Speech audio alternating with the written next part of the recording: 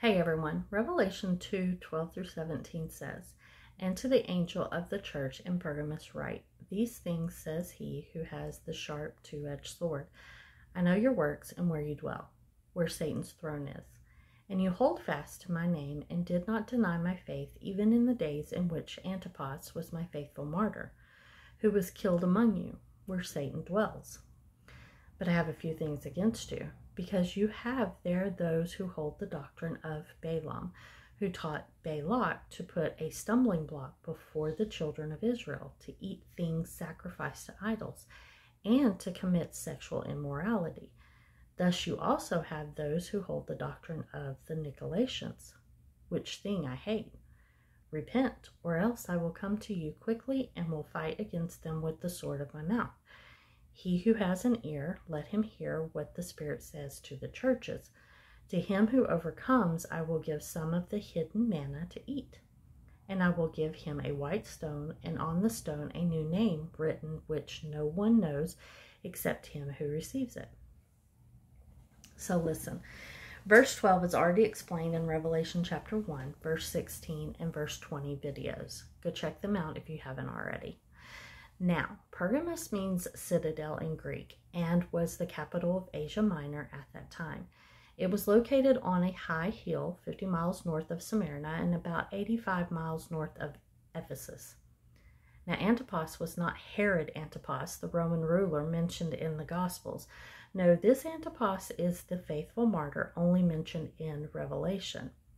And very little is known about Antipas, which is that he lived and ministered in Pergamos and was executed sometime in the early 90s AD. So his death was fairly recent when John wrote Revelation. We do know that he was martyred in Pergamos for his faith. Supposedly he was burned or roasted alive in a hollowed out life-size bull designed for pagan rituals. So if we know that Antipas was martyred in Pergamos, and the passage says where Satan's throne is and where Satan dwelled, then it implies there's a major satanic influence and power in Pergamos. Now, there's a lot of history on the ancient Pergamos, known as Pergamon.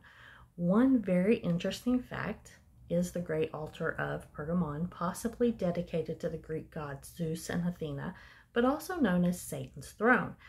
This was moved to the Pergamon Museum in Germany.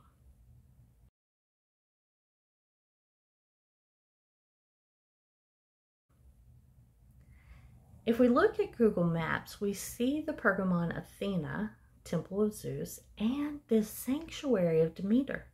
Here's an interesting article on that sanctuary. Pause to read.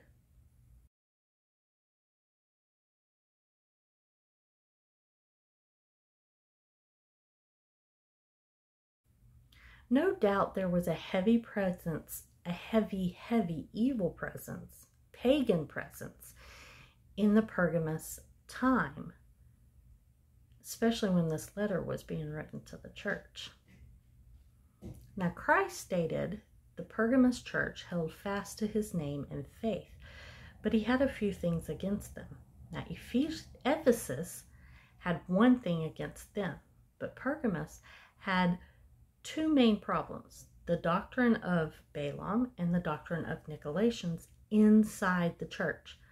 The doctrine of Balaam comes from the Old Testament in Numbers chapters 22 through 25, where Balak, the king of the Moabites, hired Balaam of Mesopotamia, a pagan prophet, to start a spiritual warfare with Israel to turn them away from the Lord. And apparently a similar seduction was taking place inside the church of Pergamos, especially in regards to idol worship and sexual immorality. Are we not seeing the very same thing inside of some of our own churches today? The doctrine of Balaam was not a silly little ritual. It was not a silly little religion. And it's still not a silly little religion or a part of history today. It's a major spiritual attack that is alive then and today, along with the doctrine of the Nicolaitans.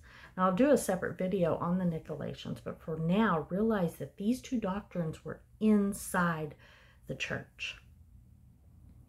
Those who overcome and deny these doctrines will receive the rewards of hidden manna and a white stone with a new name. Now, we know from Exodus chapter 16 that manna is the food from heaven that fed and sustained the Israelites in the wilderness. They also placed a portion inside the ark as a memorial. And back in John's time, Greek athletes were given a white stone for winning the games, and if they received a white stone, they were able to retire from the competition. These athletes were slaves, so these white stones were their tickets to freedom.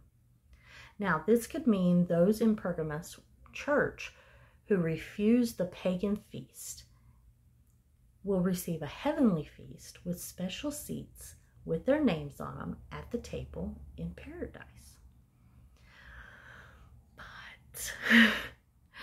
But I wonder if during the great tribulation to come, if true believers of the church could possibly be in the nest of the enemy, a very dangerous part of the world, find the Ark of the Covenant with hidden manna in it, be able to eat the manna, which would sustain them through the tribulation, and then receive a personal white stone as a ticket out of the nest or area where the enemy resides. I don't know. I don't know that as a fact. I'm just thinking out loud, and maybe my imagination is running away with me, but I do wonder. It's kind of interesting to think. I don't know.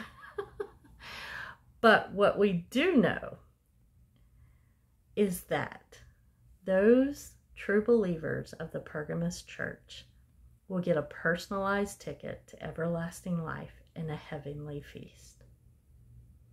Thank you for taking the time to listen.